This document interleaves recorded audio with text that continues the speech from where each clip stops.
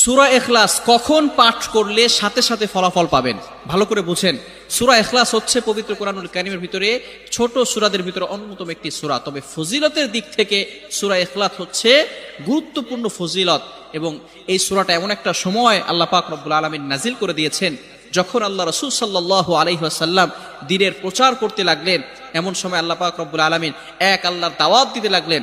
তখন কাফেররা আল্লাহ রাসূল সাল্লাল্লাহু আলাইহি সাল্লামকে কোশ্চেন করলো যে, মুহাম্মদ, তুমি তো এক আল্লাহর দাওয়াত দাও, আমরা তো কোটি কোটি দেবতার পূজা করি, তারা আমাদের সমস্যার সমাধান করতে পারে না। তুমি যে আল্লাহর দাওয়াত দাও সেই আল্লাহ কয়জন এবং সেই আল্লাহর সন্তান আছে কিনা? সাথে সাথে আল্লাহ পাক রব্বুল আলামিন এই কাফেরদের প্রশ্নের উত্তরে আল্লাহ রাসূল সাল্লাল্লাহু আলাইহি সাল্লামের কাছে এই সূরাটি নাজিল করলেন, কুল হুয়াল্লাহু আহাদ আল্লাহুস সামাদ লাম ইয়ালিদ ওয়া লাম ইউলাদ ওয়া লাম ইয়াকুল লাহু কুফুয়ান আহাদ। আল্লাহ পাক রব্বুল আলামিন এক, অদ্বিতীয়, এবং আল্লাহ